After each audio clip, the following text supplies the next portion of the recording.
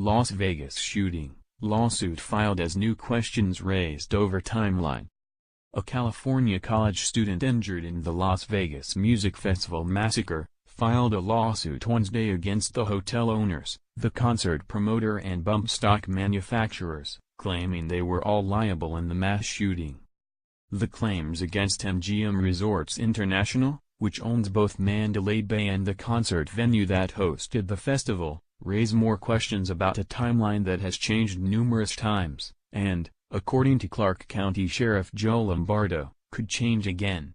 The suit also questions why hotel staff didn't notice the shooter's behavior in several instances. Specifically, the lawsuit accuses MGM of failing to respond in a timely manner to the shooting of Mandalay Bay security officer Jesus Campos, who had gone to the 32nd floor to check on an alert from another guest room, and who was shot 6 minutes prior to the massacre beginning. Shooter used incendiary rounds? The lawsuit, which also names the shooter's estate and other entities, comes as an MGM employee says he owes his life to Campos' heroism, and as Lombardo tells the local newspaper that he refuses to say that somebody dropped the ball.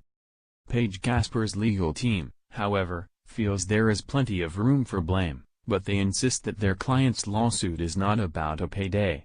Rather, it's about improving security and protocols at hotels and venues, the lawyers said.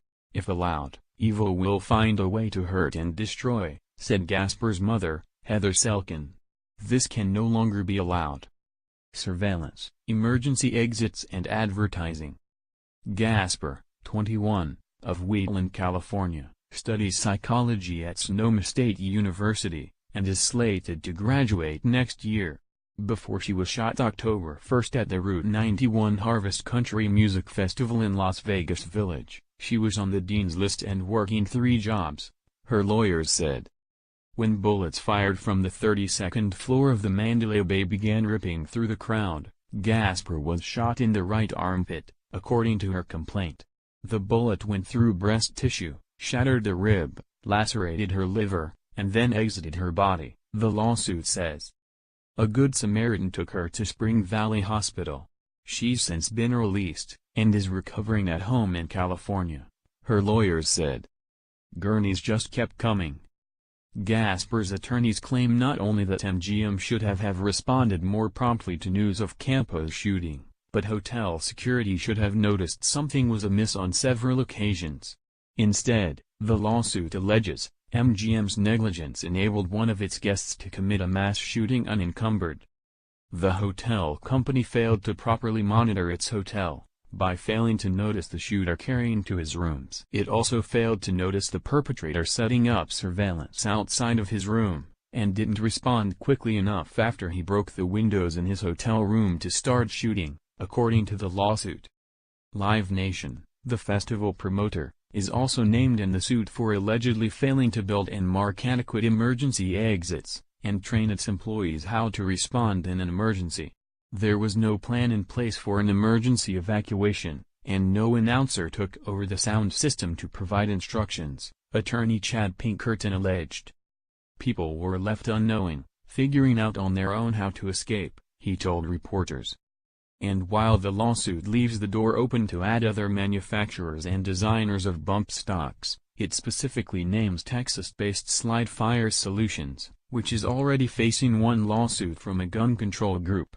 Investigators say the Las Vegas gunman had bump stocks, which are legal, on 12 of his rifles, allowing him to fire them more like automatic weapons. What's a bump stock? The lawsuit accuses Slide Fire of promoting the bump stock devices as an inexpensive device that could be used to circumvent federal laws prohibiting fully automatic weapons. MGM, Live Nation and Slide Fire have not responded to requests for comments, though MGM has expressed doubt about the accuracy of the police timeline. Pinkerton said no police departments or city officials are named in the suit because, given the facts on hand, it appears they did the very best they could possibly do. About that timeline. Ammo, tracer rounds found in shooter's room 01:39. On Monday, Sheriff Lombardo flipped the official timeline on its head. In the days after the massacre, officials said that once the gunman shot Campos through the door of his hotel room, he quit firing on the crowd below. That wasn't accurate, the sheriff said. Campos was shot at 9:59 p.m., and the gunman didn't open fire on the crowd for another 6 minutes, at around 10:05 p.m. That time span will be crucial to the lawsuit. We will never know what could have been done in that 6 minutes, because nothing was done, Pinkerton said. Once he began firing, the shooter unleashed bullets on concertgoers for about 10 minutes, resulting in the deaths of 58 people. Yet police didn't get to the 32nd floor until 10:17, and they didn't reach the room until 11:20 p.m., after a SWAT team arrived with explosive charges, Lombardo said. Thus, 81 minutes passed between Campos being shot, and authorities entering the shooter's room. The reason for the delay is unclear, though Lombardo told a local newspaper that officers evacuated rooms before entering the gunman's suite.